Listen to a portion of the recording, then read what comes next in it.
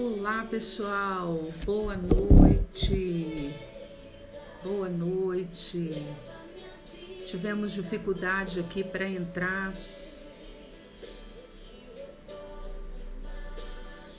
Peço desculpas aqui pelo nosso atraso. Marcamos às 21h30, mas estávamos completamente sem sinal aqui. Deu um apagão aqui na nossa internet. Então nós ficamos completamente sem sinal. Na verdade, todo sábado é uma luta. E aí hoje nós enfrentamos essa luta aqui sem o sinal disponível. Então eu peço desculpas pelo nosso atraso, mas graças a Deus conseguimos entrar. Que bom que vocês já estão aqui conosco, graças a Deus. Também quero pedir desculpas pela ausência do pastor Daniel. Ele foi fazer um casamento junto com o pastor Jorge e depois acho que teve uma visita de última hora. Então ele ainda não conseguiu chegar. Meu Deus, quanta luta. Mas graças a Deus que vocês estão aqui conosco. Glória a Deus por isso. Para você que está chegando agora, seja muito bem-vindo. Boa noite. Louvado seja Deus pela sua vida.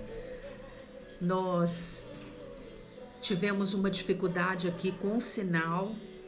Tivemos aqui um apagão, então nosso horário foi marcado para as 21h30, mas não conseguimos começar às 21h30 por conta desse apagão aqui na nossa internet.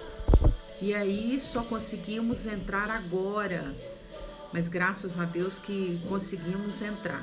Para você que está chegando agora, muito boa noite, seja bem-vindo. Eu espero que você entre e permaneça conosco. Não entra, passa e vai embora, não. Fica aí quietinho conosco. Eu tenho certeza que Deus tem uma palavra do céu para compartilhar conosco. Seja muito bem-vindo. Nós vamos aguardar mais uns 2 minutinhos para a gente fazer uma oração. Eu sou a pastora Cris Fialho, esposa do pastor Daniel Fialho. Nós somos aqui da Igreja Batista Getsemane, Belo Horizonte. Para você que está chegando agora, boa noite. Tem muita gente entrando. Eu peço desculpas mais uma vez pelo nosso atraso.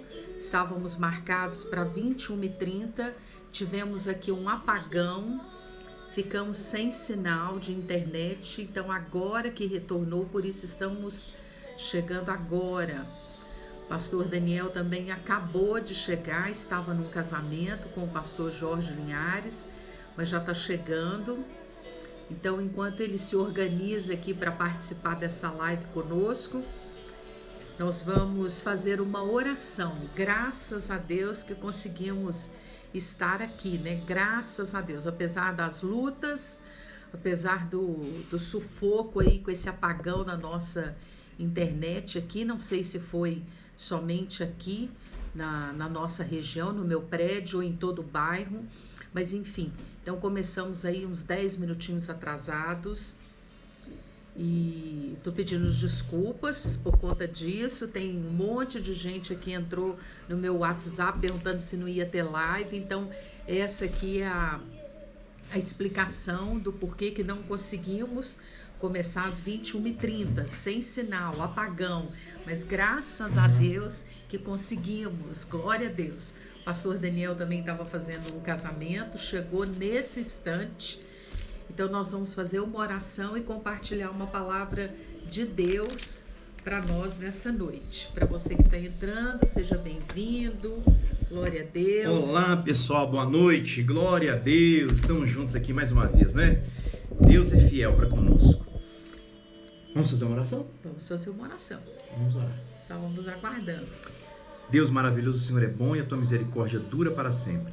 Nós queremos te dar graças por este sábado, por esta noite nós estarmos aqui juntos mais uma vez.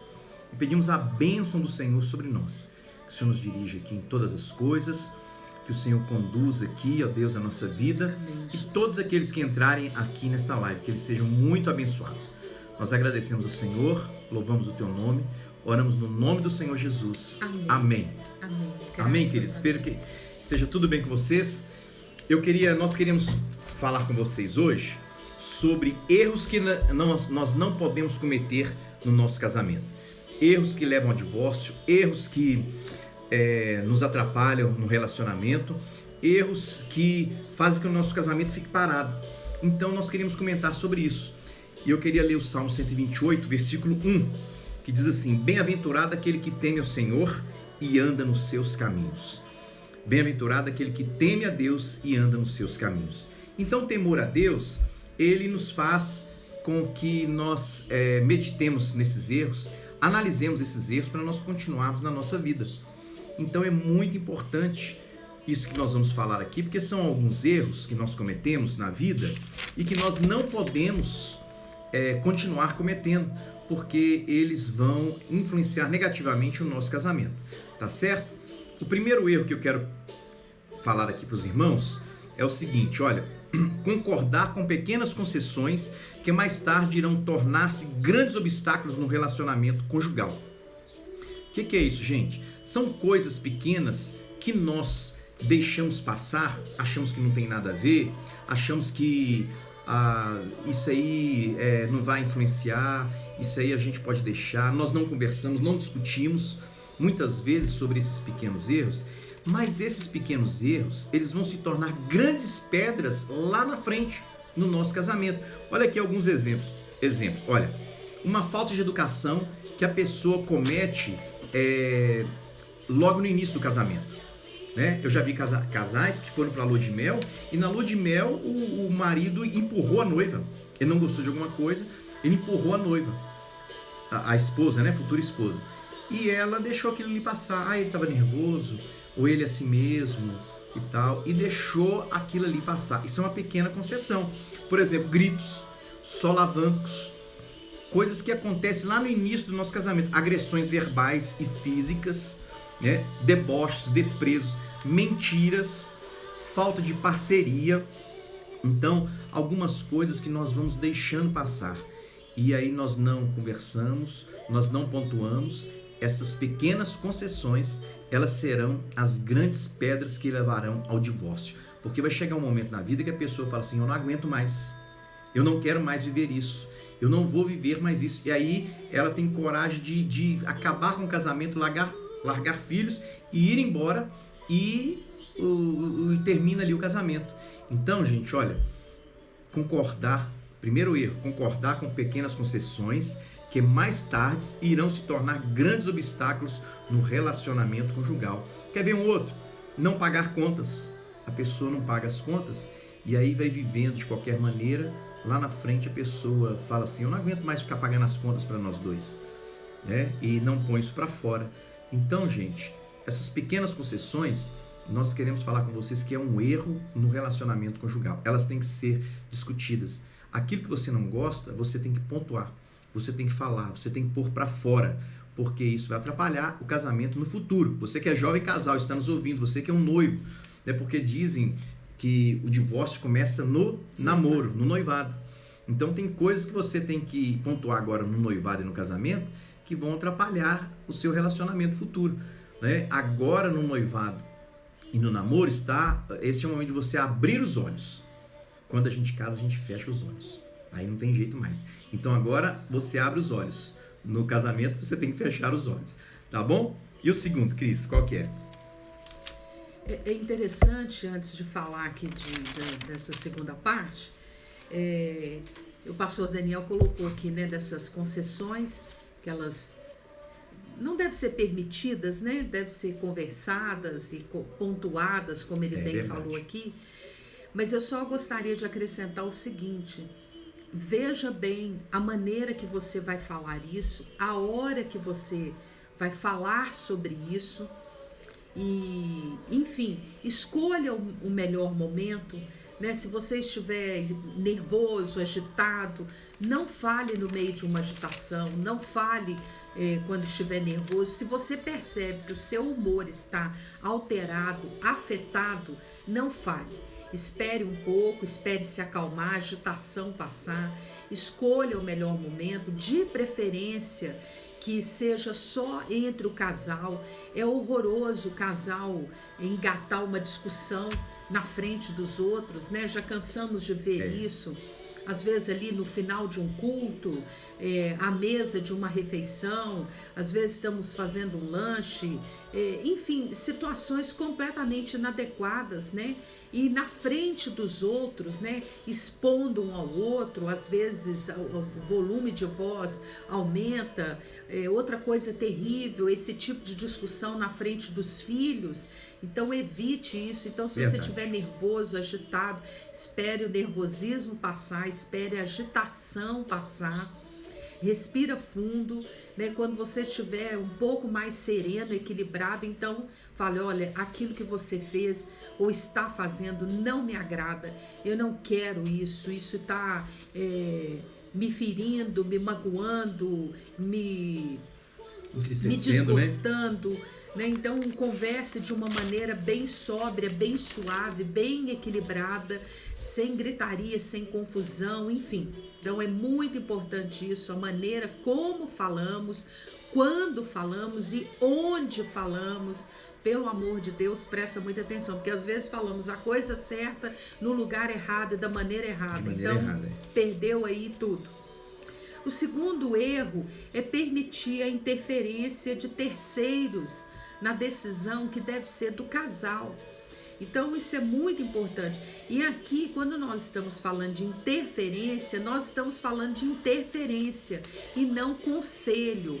O conselho, ele é bem-vindo. A Bíblia fala sobre conselhos e conselheiros.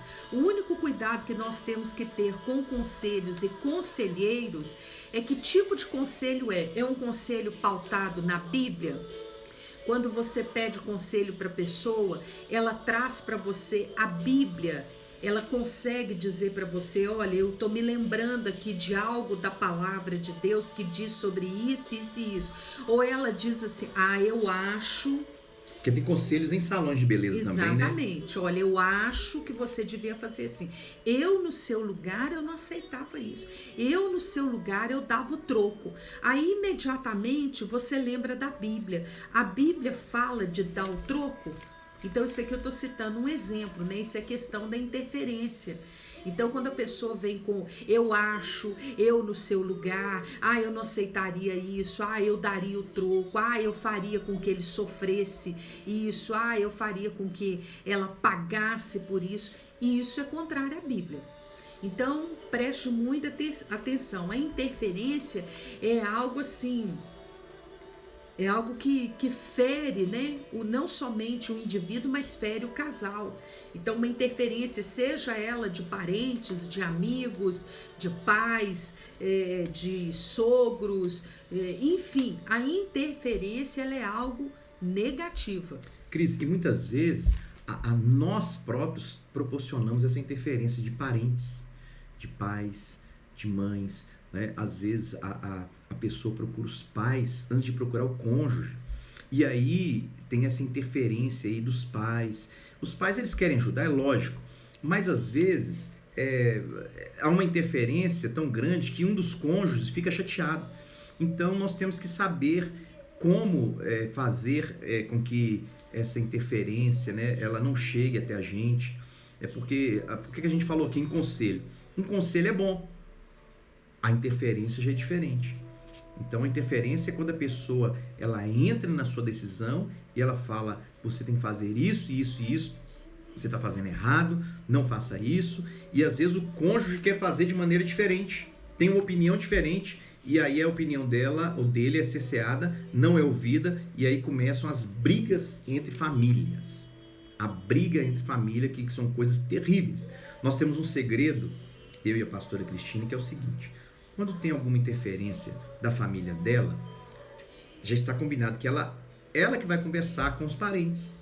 Porque não existe ex-filha, ex-irmão, ex-primo, né? Vão ficar sempre primo, irmãos e filho. E da minha parte também, quando tem alguma interferência da minha família, eu pulo na frente e resolvo a questão, eu brigo, eu falo, fica chateado, mas depois a gente volta. E aí, para minha família, a Cristina fica sempre boazinha, para a família dela eu fico sempre um alguém que tá sempre querendo bem para a família. Então é muito interessante isso, né? Então, a preocupação aqui de passar para você que está aí nos assistindo, né, compartilhar isso com você, que a interferência ela é diferente de conselho. O conselho é bom, ele é bem-vindo, ele é necessário, ele é bíblico. A Bíblia fala sobre conselhos e conselheiros, né? Já atendemos várias situações complicadas em relacionamentos conjugais, porque aquele casal não pediu conselho. Né? Não, eu sei o que eu tô fazendo. Essa frase, eu acho ela perigosíssima. Eu sei o que eu tô fazendo. A Bíblia fala contra essa frase, né? A Bíblia diz que é tolo, é louco, é insensato aquele que se diz saber demais, né? Então, toma muito cuidado com isso. Então, é necessário sim buscar um conselho, né? Mas veja bem com quem você está buscando esse conselho. É uma pessoa de oração, é um homem de Deus, uma mulher de Deus, é alguém que você pode abrir o coração, que você pode contar um segredo, que você pode até abrir uma intimidade. Então preste muita atenção nisso. Então o conselho e os conselheiros, eles são bem-vindos. Qual é o cuidado? Você saber com quem que você está lidando. É uma pessoa de Deus? É um homem de Deus? Uma mulher de Deus? Ah, pastora, como é que a gente vai saber isso? Ninguém tem estrela na testa. Mas a Bíblia diz que pelos frutos se conhece a árvore. Então você sabe o fruto que aquela pessoa dá. É uma pessoa de bem, é uma pessoa responsável, é uma pessoa que está pautada na palavra de Deus, é uma pessoa leal e fiel, é uma pessoa que quando ela vai te aconselhar, ela traz à tona a Bíblia, a palavra de Deus. Foi o que eu dizia aqui agora há pouco. É diferente. Normalmente uma interferência, ela é feita a partir do que eu acho, eu penso, e muitas vezes eu sei e você tem que fazer assim. Isso é uma interferência. Ao passo que um conselho, quando é um conselho adequado, principalmente um conselho bíblico, ele é pautado na Bíblia. Então uma pessoa traz uma demanda. Ah, pastor, eu gostaria, vou dar um exemplo, né? Eu e meu esposo, eu e minha esposa, nós estamos pensando em abrir um negócio, fazer um investimento. Então, nós gostaríamos de compartilhar isso, pedir um conselho, uma oração. Então, aquele conselheiro, ele vai te dar o conselho à luz da Bíblia. A primeira coisa que ele lança a mão é a Bíblia. Olha, você já falou com Deus? Porque a Bíblia ensina lá na carta de Tiago o seguinte: antes de tomar uma decisão, pergunte a Deus se essa é a vontade dele, se é isso que ele quer. Né? Tiago fala muito bem sobre isso. Antes de dizer nós vamos para aquela ou aquela cidade, nós compraremos ou venderemos, faremos negócio, antes disso vocês deveriam dizer: se Deus quiser, faremos isso ou aquilo. Você entende? Então esse é um conselheiro adequado, esse é um conselho adequado. Ele lança a mão da Bíblia. Então ele vai dizer para aquela pessoa, para aquele casal: olha, pergunte a Deus se essa é a vontade de Deus.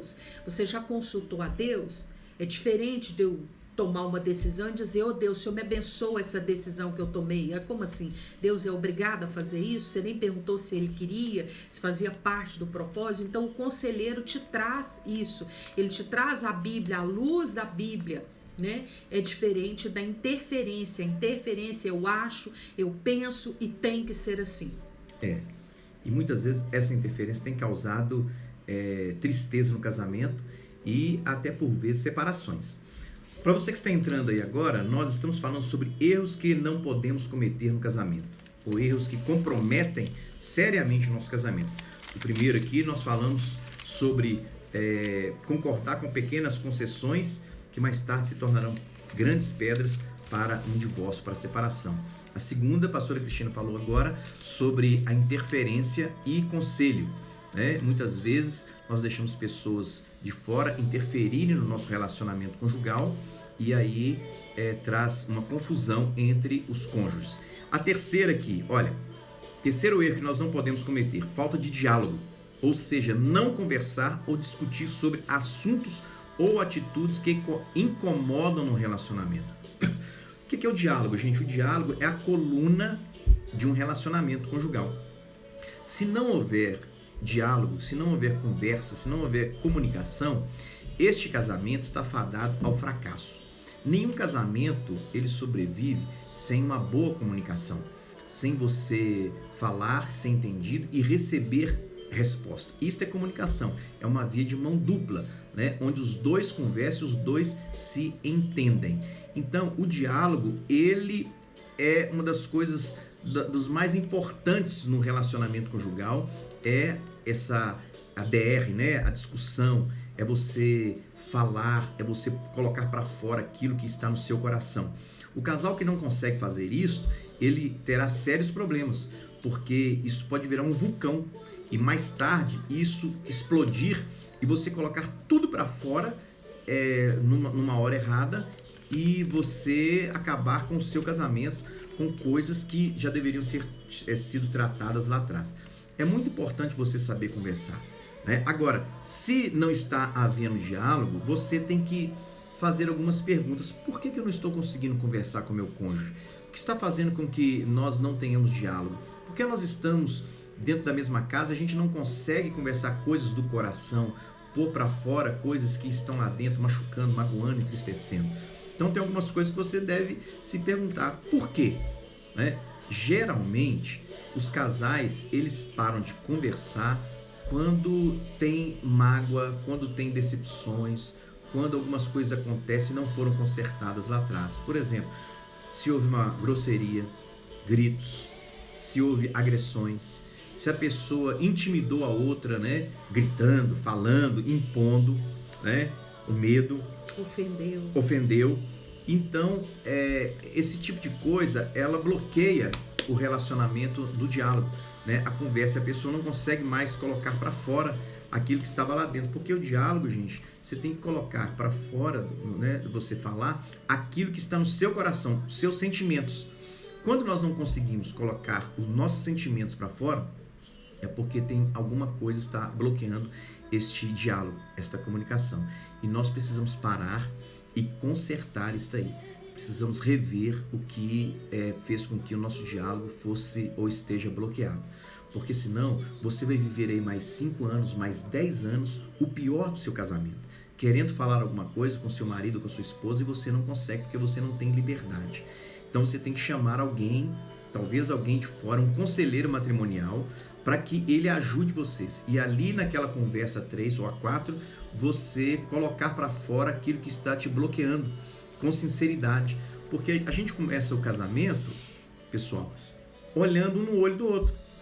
Você tem aquela empatia, você tem aquela cumplicidade, né? Você consegue falar as coisas que você não fala com ninguém. Você fala para sua esposa, a esposa fala para o esposo.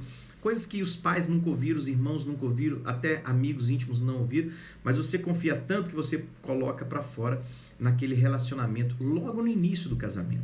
Mas os anos vão se passando e aí as coisas vão ficando pesadas, o diálogo ele vai ficando difícil, algumas decepções, algumas tristezas, né? Algumas coisas que nos levam a nos afastar. E aí nós vamos afastando, e quando nós nos afastamos, nós não conseguimos dialogar, nós não conseguimos comunicar.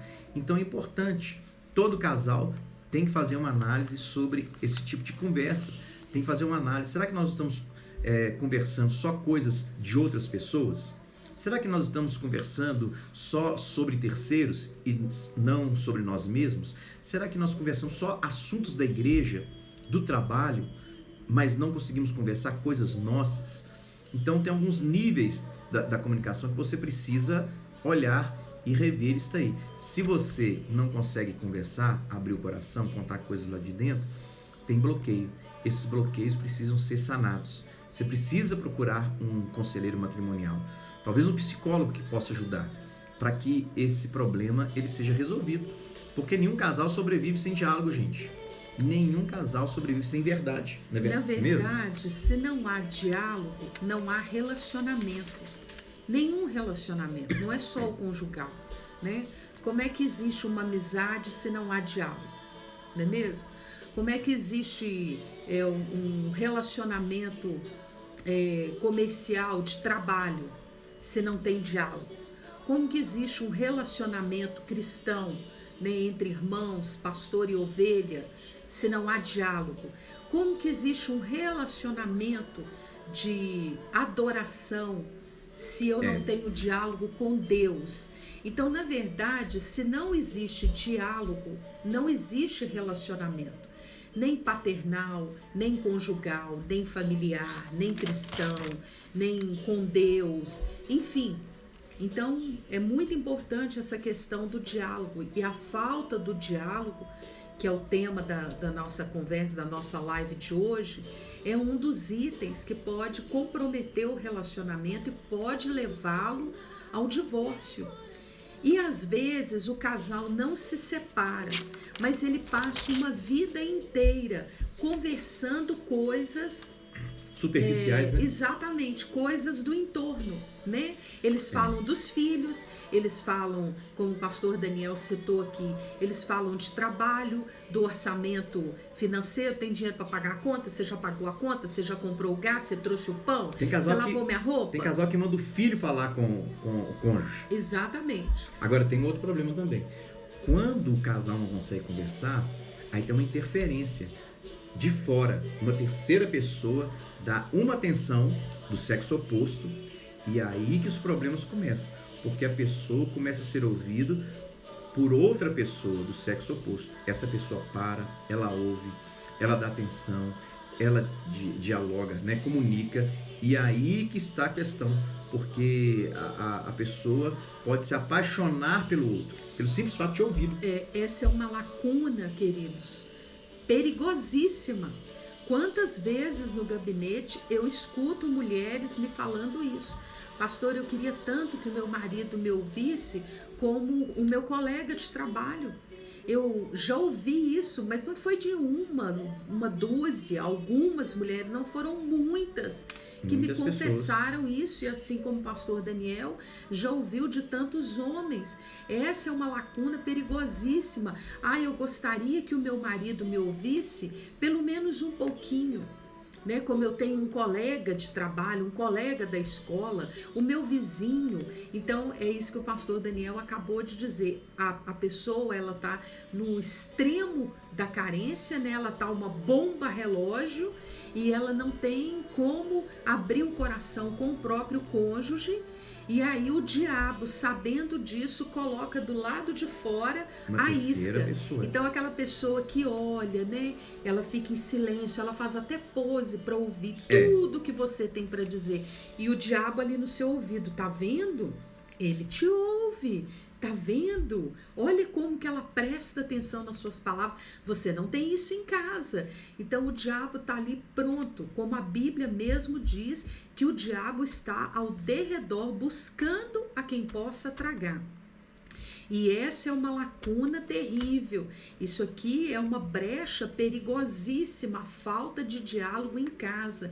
Então tome muito cuidado e faz essa autoanálise aí, essa análise também conjugal. Será que nós conversamos só sobre o entorno, os filhos, as contas para pagar, as compras que tem que fazer, as necessidades do dia a dia? Será que a gente só comenta as coisas da igreja? Será que nós só comentamos coisas dos outros, mas nós não falamos de nós mesmos, né? A gente não tem a coragem e nem a oportunidade, porque a pessoa do lado não dá essa oportunidade de falar qualquer coisa, uma coisa simples, mas pode ser uma coisa muito séria, pode ser uma coisa corriqueira, pode ser uma ansiedade, pode ser uma tristeza, um desgosto. Quantas vezes eu falo para o pastor Daniel uma coisa tão simples, um desejo, um desgosto, alguma coisa. E muitas vezes eu sei que eu vou falar isso para ele e ele não tem a solução. Mas ele simplesmente me ouviu. Ele não tem uma resposta, ele não tem uma saída, ele não tem uma solução, mas ele me ouviu. E o simples fato dele me ouvir e de repente só responder para mim assim: olha, eu não sei o que fazer, eu não tenho a resposta para isso, mas vamos orar. Então isso já já me tirou um peso, eu pude compartilhar com ele esse peso. Então nós precisamos disso dentro de casa, esse ir e vir na nossa comunicação, poder dizer um para o outro o que está sentindo, né? Seja de alegria, seja de tristeza, de desgosto, ansiedade, seja o que for. Então eu volto a dizer, essa é uma lacuna, é uma brecha perigosíssima no casamento, a falta de diálogo, essa liberdade de poder falar um com o outro o que está pensando. E como eu disse, não que o outro vai te dar uma solução, muitas vezes não tem solução, mas ele simplesmente te ouviu, é um desabafo. Isso tira o fardo, tira o peso, tira a ansiedade da alma. É importante isso aí, né? Essa comunicação aí. Olha aqui, mais um erro, a quarta erro que nós não podemos cometer no nosso casamento. Olha, falta de clareza financeira, transparência.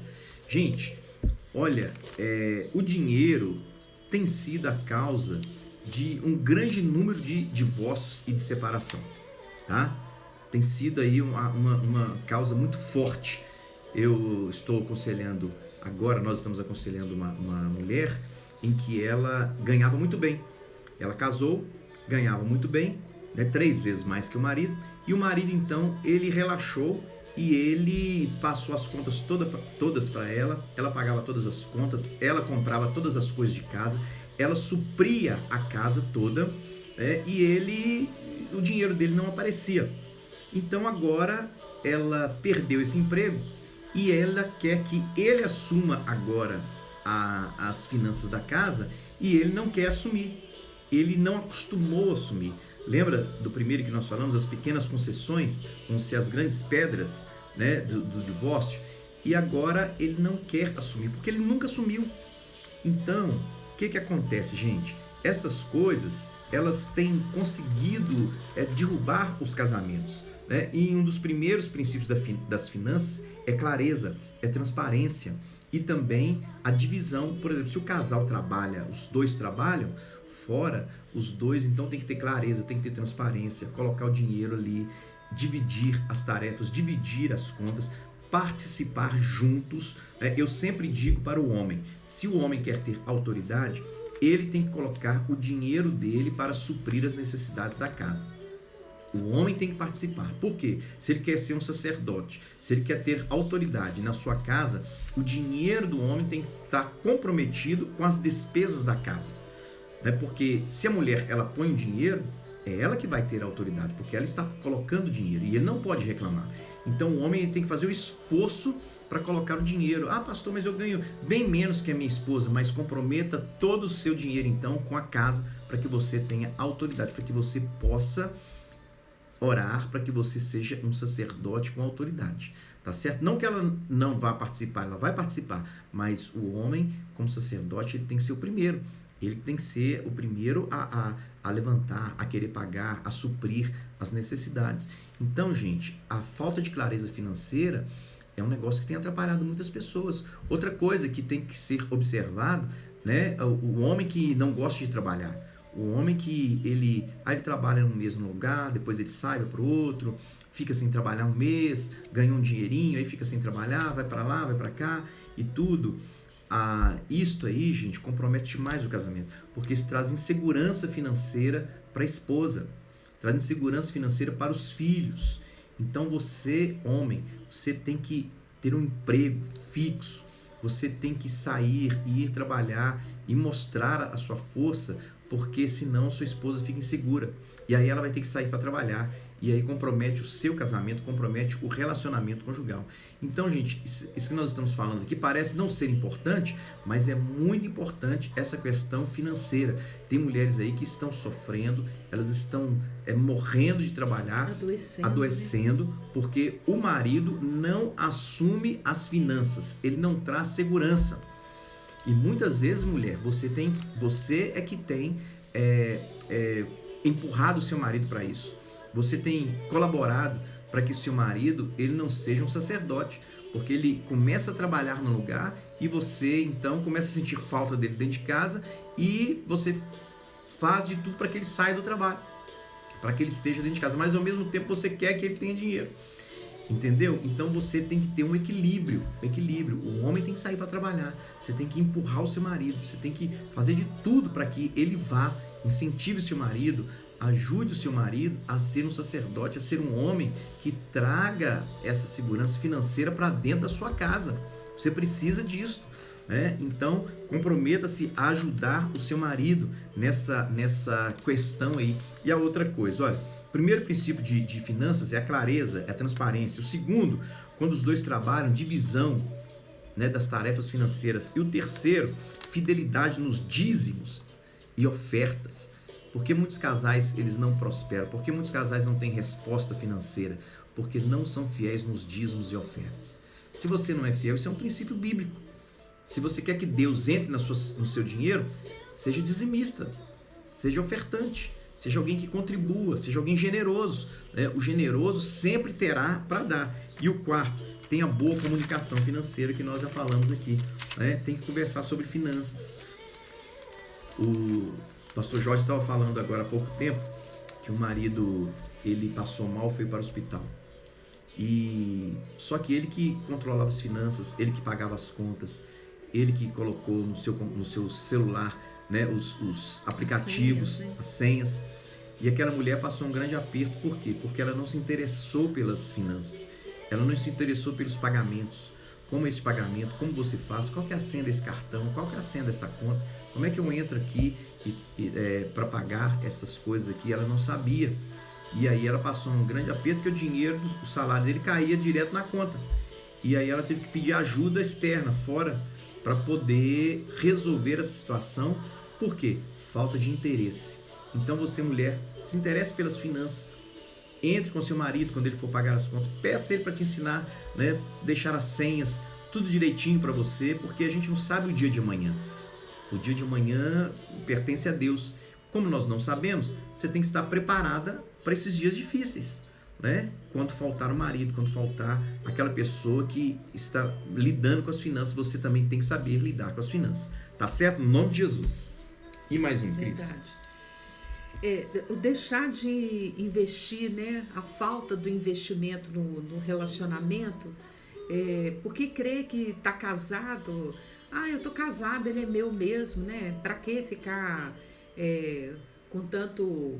Fica de qualquer jeito dentro de casa, Pra que ficar não penteia o cabelo, não escova os dentes. Exatamente. Não tira o cabelinho do nariz, como diz o pastor Jorge. Não investe em nada. Não precisa de eu ficar assim tão arrumada, não preciso ser tão gentil, não preciso de eu fazer tanta coisa senão, tá bom, Nós já estamos casados. E isso é algo que a maioria dos casais cometem esse erro. E isso aqui é algo inconsciente, involuntário. Na verdade, ele tem nutrido dentro dele isso. Isso aqui não é verbalizado. Para que tanta coisa? A gente já está casado. Isso não é verbalizado. Isso é em silêncio, é um segredinho cultivado lá no interior. Não, isso não é falado. Então, eu quero que você entenda bem que isso não é falado, Mas as atitudes da pessoa revelam isso. O coração. Então, mas de onde vocês tiraram esse diagnóstico? Por causa desse trato, dessas demandas com os casais. Nós entendemos isso claramente, Diante de um casal ali, de uma situação, a gente tem a oportunidade de fazer uma leitura e trazer um diagnóstico, sim, Então, isso é algo que não é revelado, isso não é verbalizado. Mas na nossa experiência, nós já identificamos isso várias vezes, Eles estão lidando ali, às vezes ali dentro de casa, está lidando como irmão, ao invés de ter um chamego, de ter um carinho, um abraço, um beijo, às vezes um toque simples, um toque, um aperto, alguma coisa assim, quase que passam pelo outro, paz o Senhor, irmão. Aquela coisa assim, é tipo irmão, ele é só meu irmão da igreja. Ai, meu não é Deus. nem o irmão da casa não, tá, gente? É irmão da igreja, lá da igreja. Então, isso é o cúmulo da distância, ou do distanciamento. Mas tem pior. Tem casal vivendo dentro de casa na base da inimizade. Fala lá com sua mãe que eu tô precisando de uma roupa. Avisa pro seu pai que eu não sou empregada dele, não. Hoje não é dia de eu lavar roupa. Nós já presenciamos essa cena. Isso não é ninguém que nos contou, não. Já presenciamos esse tipo de coisa. Então toma muito cuidado, porque como falamos aqui, isso não é dito, isso não é verbalizado, isso não é revelado, não. A gente pesca isso nas entrelinhas, a falta de cuidado. Então, se vem uma visita em casa, põe a mesa, né? Coloca a melhor louça, vamos colocar os melhores talheres, vamos servir a mesa, as coisas direitinho. Põe o melhor para fora, panela, né? Bonita, né? Porque tem panela que é mais bonita do que uma travessa, né? Isso é um fato, inclusive mais cara do que um aparelho de jantar inteiro, né? Ou coloca numa travessa, no refratário. Mas quando é só para o casal, né, só para o cônjuge, é com os filhos, então o garfo de 4 dentes, ele só tem 2 e um tá torto. Ai, Jesus. Então é mais ou menos assim que funciona, né? Faca para quê? Destrincha isso no dente, menino. Já presenciamos isso também, né? Copo lascado, ao invés de copo, a caneca sem a asa, ao invés de copo, o restinho, utilizou aquele pote ali que veio o extrato de tomate, enfim, é a pior panela, é o pior copo, é o garfo torto, não tem um guardanapo, não tem um carinho, não tem uma adequação, não tem uma qualidade. Igual aquele seriado da Grande Família, né? Mais ou menos assim, a Grande Família tá bom pra isso. Eu tô falando de coisa cada pior. Prato de uma cor, cada copo de uma cor. Exatamente. Então não tem um trato, não tem uma qualidade, não tem uma gentileza, não tem um toque, né? Talvez você não tenha tempo de arrumar a mesa todos os dias, mas pelo menos uma vez por semana, né? Às vezes é ali na bancada mesmo da pia que a gente toma um café, às vezes não dá tempo nem de se assentar à mesa, a mesa posta, mas pelo amor de Deus, vê se tá direito as coisas, o café não é o de ontem, porque você jamais serviria um café de ontem para uma visita. Mas para o cônjuge, por que não? Ele que se exploda, se ele quiser café novo, que ele que faça. Então são as pequenas coisas que vai se perdendo ao longo do relacionamento, né? A visita vem, então deixa eu tomar banho, eu não posso receber a visita cheirando alho e cebola, acabei de passar um bife, né? Deixa eu arrumar o cabelo, mas o marido tá chegando, problema dele, né? Eu tô toda fedida, eu tô toda bagunçada, toda descabelada, eu não tô parecendo a bruxa, não, eu tô parecendo a vassoura da bruxa, que ainda é pior, né? Então perde-se ali ao longo da caminhada, e são coisas que você aí do outro lado deve estar pensando, não, mas que coisa pequena, mas a gente nunca tropeça numa montanha, a gente tropeça num pedregulho, então vale a pena pensar sobre isso. Então ao longo da vida, então faz de qualquer jeito, a casa está de qualquer jeito, o cônjuge está de qualquer jeito. Esses são erros, nós estamos falando, gente, sobre erros que comprometem o nosso casamento.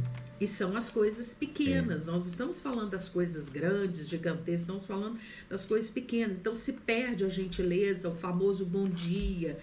Obrigado. Me passe isso, por favor. Muito obrigado. Me desculpe, eu bati a porta. Olha, me perdoa, eu te feri, te magoei, né? O elogio, não tem elogio mais. Gente, tem gente que você tem quase que pagar ele, oferecer uma nota daquela gorda, aquela do peixinho na tarja, para ele fazer um elogio. É verdade. Tô cansada de tratar com mulher assim. Qual foi a última vez que você elogiou o seu marido? Ela regala o olho para mim, elogiar?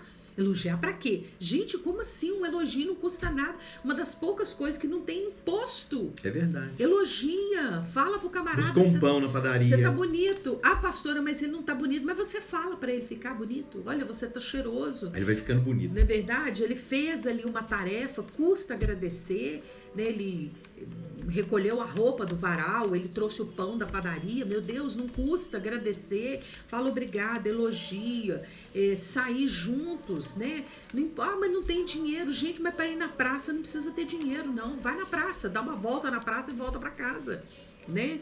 Se tiver carro, dá uma voltinha de carro nesse calorão, não sei aí na sua casa, mas aqui em casa tem um sol para cada um de nós e um sol em cada cômodo da casa, então tá sobrando sol aqui dentro de casa. Então faz um passeio de carro, faz um passeio a pé. Vai viajar, vai para um restaurante. Exato, incentivar o sonho um do outro. E se não tiver dinheiro para um restaurante, acho que vale a pena aquele cachorro quente na esquina. Nossa, pastora, nem cachorro quente vai dar. Então uma pipoca, né? Mas criar o hábito, ou manter o hábito de ter um momento junto. Incentive o sonho individual. Ele tem um sonho, ela tem um sonho, incentiva isso, ora por isso, né? Sonha junto com a pessoa. Na verdade, Cris, às vezes o casal, ele vive um casamento morto. Esse item que nós estamos falando, deixar de investir no relacionamento porque já estão casados. Olha, depois de casados é que começa o verdadeiro investimento, né? Porque nós fazemos tudo para conquistar a namorada ou o namorado, vestimos bem, colocamos perfumes, escovamos os dentes, colocamos a melhor roupa, e depois que casamos a gente dá aquela relaxada. Tem gente que tá dormindo com o mesmo pijama o ano inteiro. Então assim, nós temos que dar uma avivada no nosso casamento, tem que dar um upgrade. E isto, gente, não vai vir alguém de fora para fazer conosco, não. Somos nós que temos que fazer, né? Nós temos que sair, você tem que ir num shopping, você tem que pensar em alguma coisa, né? Veja o que a sua esposa, o seu esposo gosta, incentivando ele. Tem sonhos individuais que precisam ser incentivados, que a pessoa precisa colocar para fora. Por exemplo, se você ouviu a pessoa falando assim, eu queria fazer um curso, sempre sonhei com um curso, mas não teve oportunidade na vida, incentive o seu cônjuge a fazer aquele curso, né, para que ele se sinta valorizado. Isto é valorização no casamento. Então, não deixa de investir não, esse negócio é muito sério. Não deixa o casamento morrer não. Uma outra coisa também pequena e que infelizmente para muitos casais, quando a gente propõe isso, faz aquela cara de espanto, né? Uma surpresa, né? Quantas vezes num diálogo ali, numa conversa com uma esposa, né? E Daniel com o esposo, eu pergunto qual foi a última vez, querida, que você fez uma surpresa pro seu marido. Olha. E aí a surpresa da cara dela, porque ela literalmente arregala o olho. Oi, o quê? Surpresa? Qual o significado dessa palavra? Gente, uma surpresa é algo tão gostoso. Claro que tem surpresa ruim. Eu não gosto de surpresa ruim. Ninguém gosta. Mas tem surpresa boa. E às vezes a gente pensa, mas eu não tenho dinheiro, eu não tenho tempo, eu não tenho condição. Às vezes a surpresa é algo tão simples, levantar um pouco mais cedo e fazer um café com algo diferente à mesa, né? Então todo dia o cafezinho com leite, o pão e o queijinho, né? Para nós mineiros o bendito do queijinho não pode faltar. Então acrescenta algo mais, põe uma geleia, né? Põe a mesa, ao invés de ser na cozinha, então hoje vai ser ali na sala de jantar, eu vou colocar a mesa para 2. Né? Todo dia o café na caneca, hoje nós vamos tomar um café gostoso, uma xícara com pires. Café colonial. É uma coisa simples, às vezes é uma coisa simples, usa a criatividade, sabe aquela criatividade que sobrava no namoro, no noivado? Então, usa essa criatividade agora. Então, faça uma surpresa. Que mais? Dê um presente, é outra coisa que é difícil. Tem gente que você tem que ameaçar, porque nem pagar você consegue arrancar um presente da criatura para o outro. Então você tem quase que ameaçar. Compra um presente, mas eu não tenho dinheiro para comprar uma camisa. Então compra uma meia. Mas nem uma meia eu não posso. Compra uma caneta azul. Lembra? Caneta azul? Então, compra uma caneta azul. E dá para ele, dá para ela. Né? Eu queria mesmo era comprar uma orquídea. Aqui em casa é cheio de orquídea, olha para você ver. Inclusive, elas resolveram florescer todas de uma vez. Então, só aqui na nossa sala tem uns 6 vasos de orquídeas. Então, eu gosto muito de ganhar orquídea. E sempre que o pastor Daniel pode, ele me dá um vaso de orquídea. Ele sabe que eu gosto, eu cultivo aqui no nosso pequeno jardim. Enfim, mas já teve dia que ele não pôde me dar uma orquídea. Então, ele já chegou em casa com um vasinho de violeta. É lindo, eu gosto de violeta. A intenção é que vale. Eu gosto da violeta tanto quanto eu gosto da orquídea, né? Eu não posso comprar nem um vasinho de violeta que custa R$ 2,99 na promoção de quinta-feira do Carrefour, na parte da floricultura do Carrefour, é cheio de promoção de flores na quinta-feira, então hashtag fica a dica. Olha aí. Eu não posso, então você faz alguma coisa que revele para a pessoa que você está presenteando. Ah, mas não é aniversário. Quantas vezes a gente sugere isso? A pessoa leva um susto, arregala os olhos também. Ah, mas não é aniversário. Meu Deus, a gente não presenteia só quando é aniversário, não.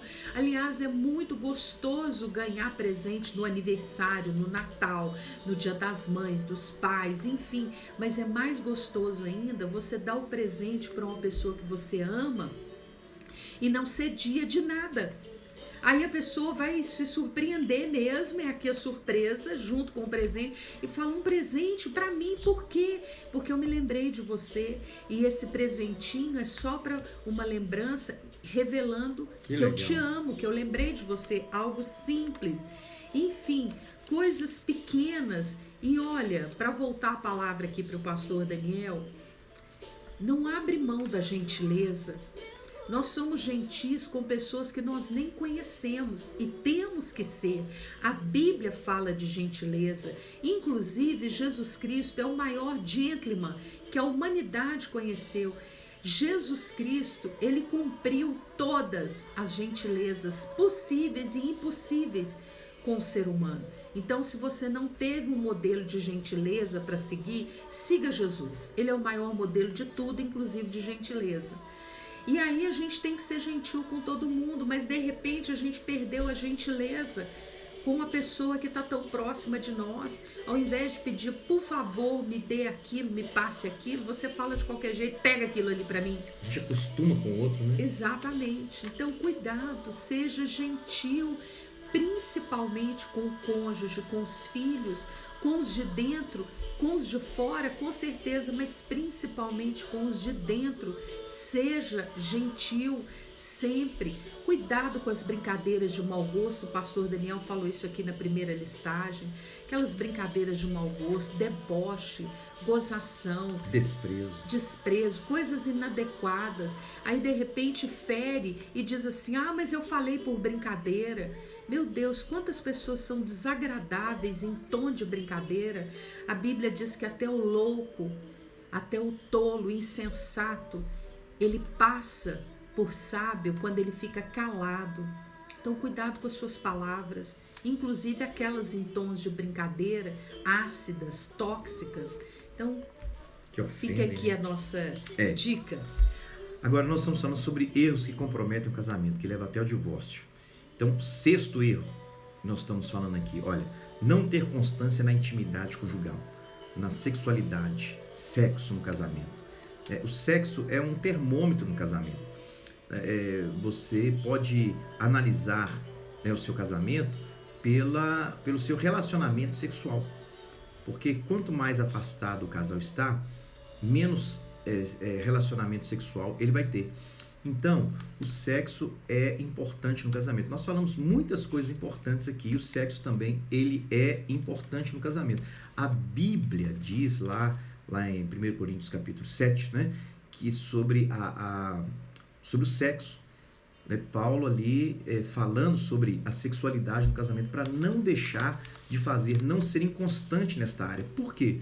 Ele diz algo até espiritual, porque Satanás, ele sabendo disso, ele entra no meio do casal, ele coloca até uma terceira pessoa que irá satisfazer o seu cônjuge sexualmente.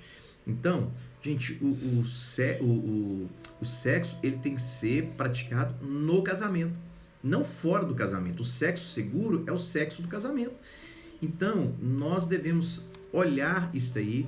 Se você está com seu casamento frio, tá gelado, você tem que buscar ajuda, você tem que ter conselheiros matrimoniais que vão te ajudar, conversar com uma pessoa com mais experiência, eu digo assim, com mais idade, para você conversar e abrir o seu coração e falar o que está acontecendo, porque às vezes é um problema hormonal, às vezes é um problema mesmo físico que indo ao médico, aquilo ali se resolve.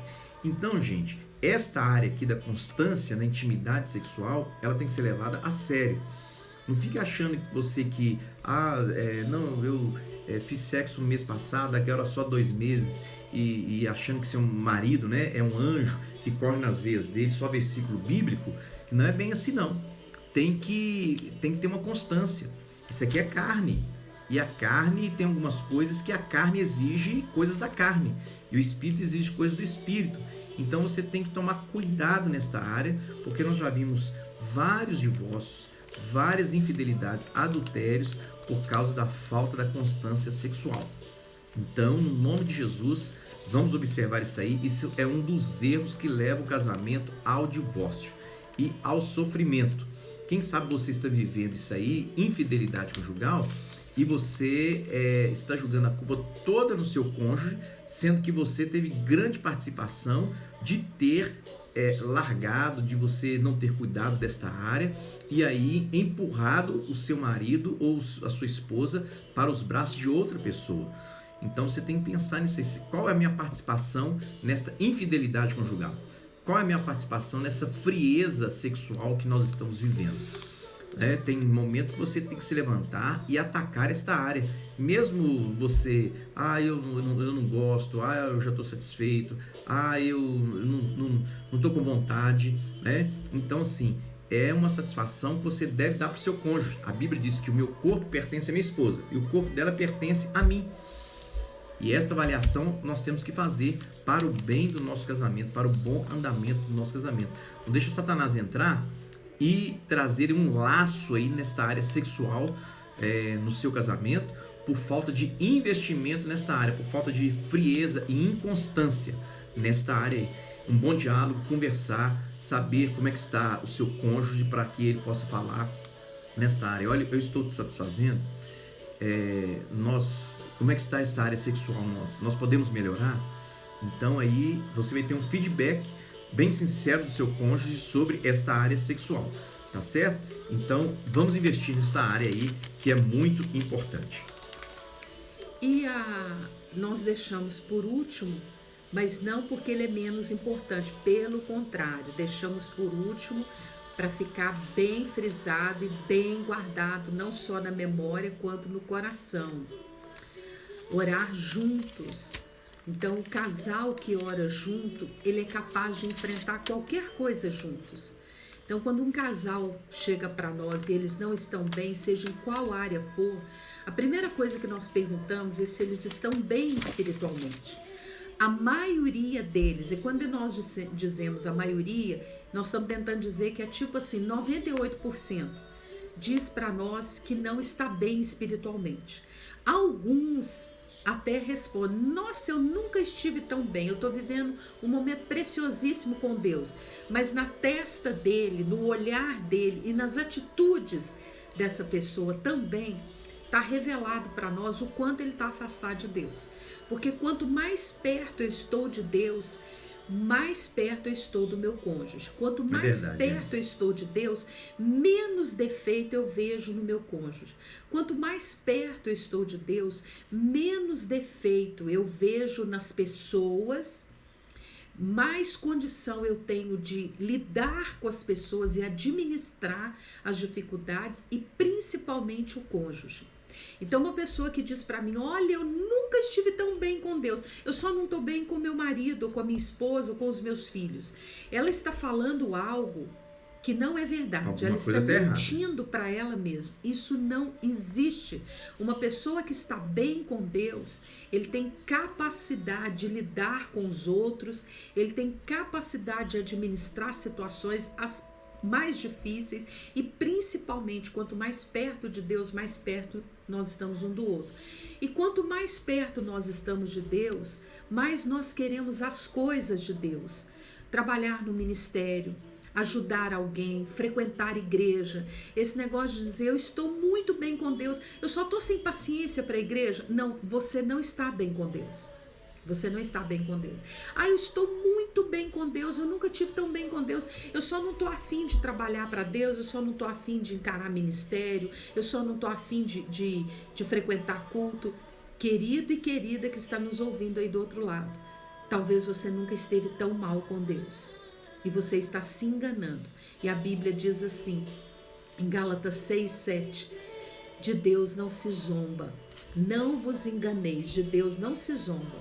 O que o homem semear, Isso ele vai certamente ele colherá. E o verso 8 diz assim: o que semeia para a carne vai colher da carne, mas o que semeia as coisas espirituais vai colher para a eternidade. Glória a Deus. Gente, essa palestra nossa, ela estará gravada no IGTV, tá certo? Que Deus abençoe vocês e muito obrigado por você ficar conosco até agora. Amanhã nós temos culto. Deus te abençoe. E quarta-feira, culto da família. Amém. Deus abençoe vocês. Um beijão para vocês.